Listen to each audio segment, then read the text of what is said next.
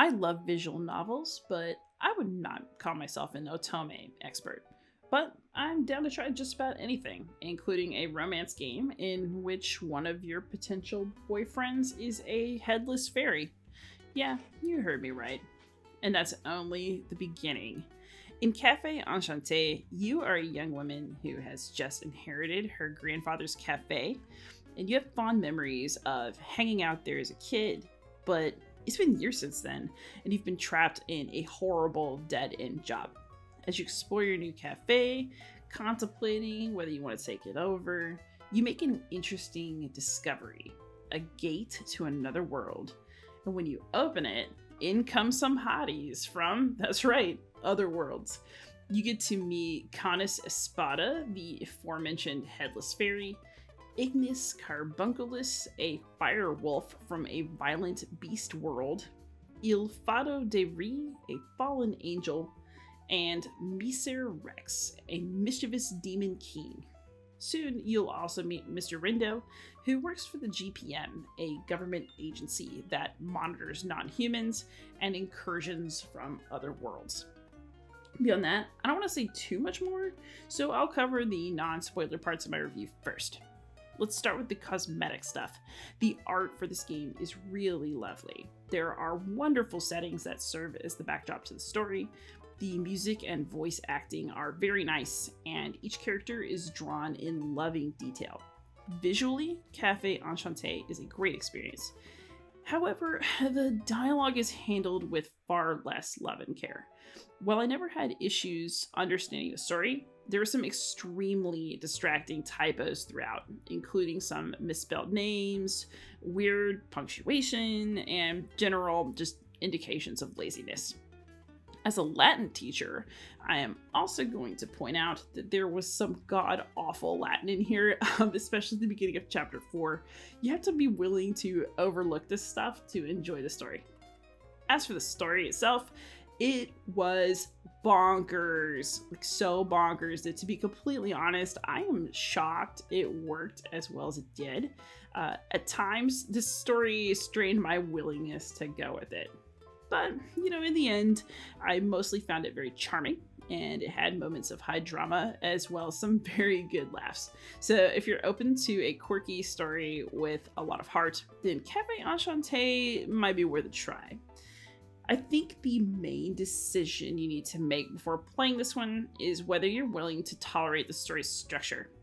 You can romance each of the guys, although one of them only unlocks after you've completed a love story with everybody else, but their roots don't actually start until after you've completed the main story, which is a whopping 8 chapters long. I actually thought this was a nice thing. It gave me time to appreciate each character before getting down to the romance part of things. After that, each individual route is a chunky addition to the story, after which you'll have to go back to the start to set up for another one.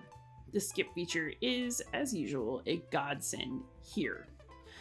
Each of the routes will reveal something more about not only the character you're developing a relationship with, but about the world, or worlds, I guess, at large. By the time you get to the final story, you'll already have a lot of background knowledge and hope for the fates of numerous characters, even the ones who've done bad things in previous storylines. If you're ready to put in the time, and you're willing to accept some wild story premises in exchange for some very sweet moments, then Cafe Enchanté may be for you.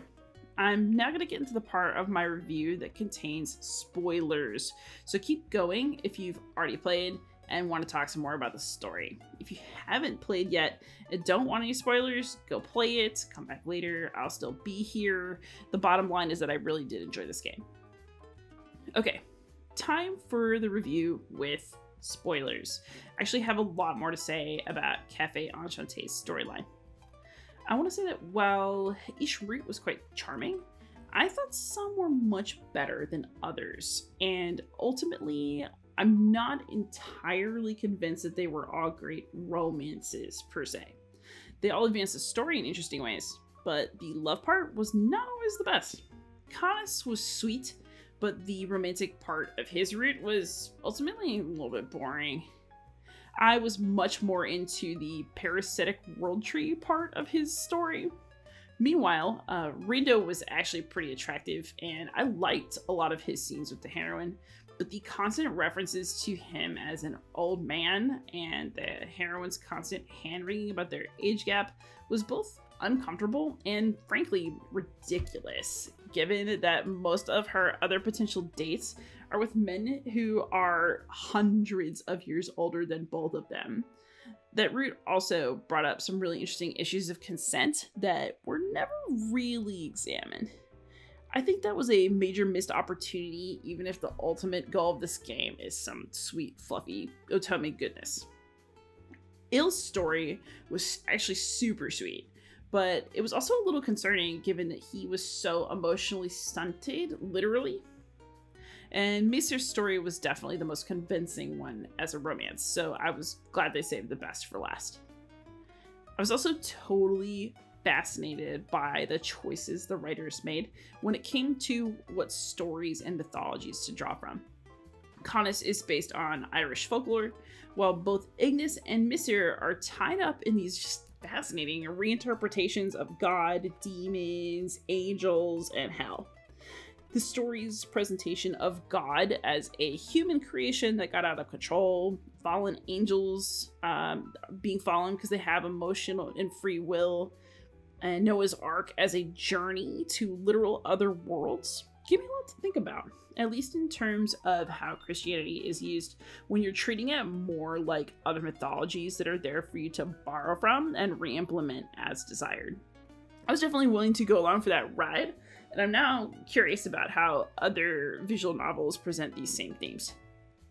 Overall, the story of Café Enchanté was a little crazy, but it was interesting and was really sweet, with cool connections and surprises as you learn more about each of your love interests.